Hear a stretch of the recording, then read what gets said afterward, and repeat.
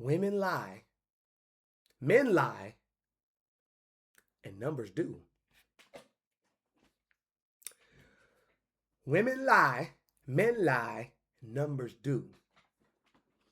They say that numbers don't, but in the year of 2026, in the Gregorian calendar, I think we can all come to the conclusion and realization that the numbers lie like a mother. Okay? Now, I want to do something right here live with y'all, okay? This was not pre-rehearsed, none of that. Let's take black uh hmm, let's take all right. What's the percentage of black men who have low mental health? Yeah, in America. Okay, check this out. Bam. Approximately 18 to 20% of black adults in America experience any mental health in a given year.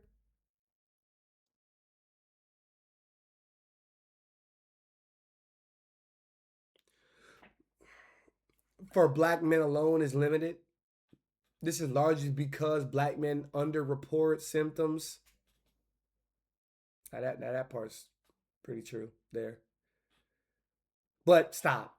They do that. They do all that shit. They put shit in bold on the AI overview on Google, and to make our minds focus on that. So then we regurgitate that dumbass shit, and then look it up. It's on Google. Look it up. Numbers lie like a bitch, y'all. I ain't trying to go into some deeper dangs. What happened in 2020, 2021, that era. You know, but even they came out with the numbers and said that stop it. Okay, let's read a little more. Okay, so less than 30 to basically 40% of black individuals, black men suffering from mental health receive professional treatment or care compared to over 50% of white men. So less than 40% of black men suffering receive professional care. Psychologists, therapists, less than 40% compared to over 50% of white men get it. That number's too high.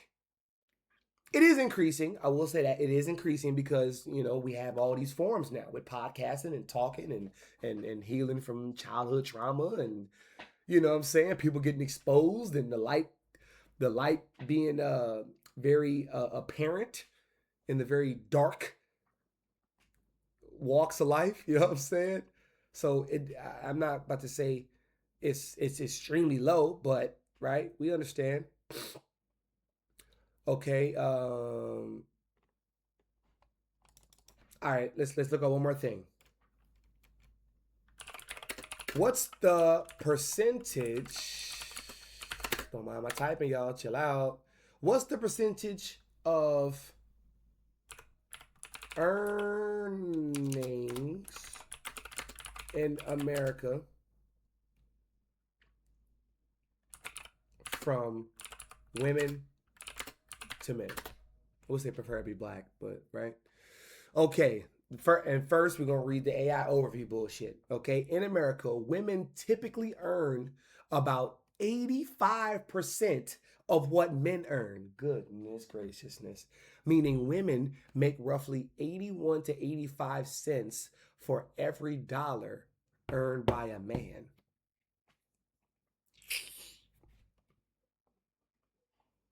The exact percentage varies depending on whether researchers look at the weekly blah blah blah blah bullshit. Guys, what? What? Who's mostly buying houses? That's what I'm saying. You got to like look in real life at people and ask questions. And if you are a single man, you don't give a shit about buying a house, even if you really got the money. Even if you got the money, you're not thinking about buying a house. That's just men, though. That's just men. If you're a single man with a dog, you're gonna be in a townhome, maybe a condo, an apartment, 1,500 square feet, maybe 2,000 square feet. You have, you know what I'm saying, a room for your own, a bedroom, right? 2 bedroom, 1.5 bath, right? Depending on where you stay, about fucking 5,000 a month, 3,400 a month. Women are mostly buying homes. And this doesn't necessarily have a correlation, but women are going back to school. They are the ones that are eager to go back to school, to college, to get their degrees. Now, that's probably statistically accurate. If you look that up, that's statistically accurate. But who's mostly buying homes, y'all? Who's earning a little bit more? Yes, man, we're still doing the heavy labor, the blue collar shit, right? Well, come on now, like, and I probably I didn't even type this right for real, because it's like I want to, like, black men, black women, you know, black women, black men. That's what I want to see. Workers aged 25 to 34 show women earning about 95 of what men earn. You see what I'm saying? So now let's say every dollar a man makes, a woman makes 95 cents. Analysts by groups, like the median hourly wages for both part-time and full-time workers, find that women earn 85% of what men earn. And like Claude, all this AI shit, I don't trust it. I don't trust it. I don't give a damn. I don't trust it, bro. What percentage of women make 100,000 a year? Like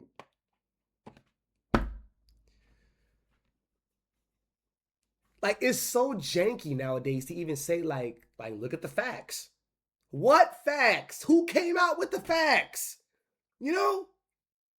It's just facts. Look it up. Like that's even corny to say now, because the numbers lie. We've been new, man, lie. We've been new, yeah. And flesh. Oh yeah, we gonna lie. We gonna fabricate some shit. We gonna fabricate some shit. Which is also to say, who is going back to my question? Who is coming up with the statistics? Man. And they're gonna tweak it a little bit. They ain't gonna be all the way accurate. Why would they give you all? Why would they give you? Come on, yo. Come on, bro. All right, last one. Okay. What? Okay. From ages 20 to 35.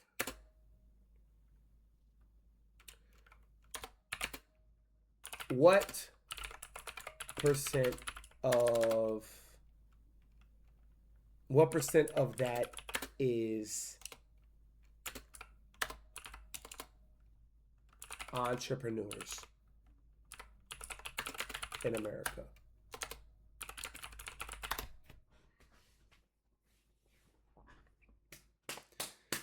In the US, roughly 4 to 6% of adults aged 20 to 35 are actively operating as established entrepreneurs or employers, CEOs or bosses, managers. Though the percentage varies depending on whether they employ others or work completely for themselves. Right, of course. Okay, we got some, Gen Z. Metric share of all small businesses, early age startup activity, average founder success age. Okay, so 21% of millennials and Gen Z are entrepreneurs, sharing small businesses, starting or having a small business. Oh, hey, that. Uh-huh.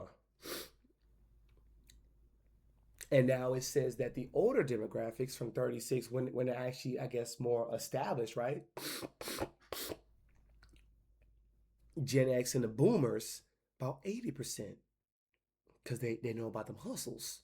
But they don't start them hustles until, or shall I say, the side hustles, the side jobs, they don't really kickstart and really put motor behind until they're established in their job, their day job. Uh-huh.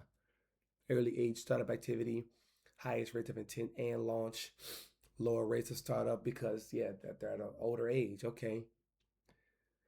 Average founder success age, 35 is considered outlier, which is young, yeah. 45 is considered like you just now putting in work. You just now putting in pain. That's now this is pretty accurate. This is pretty accurate. But guess what?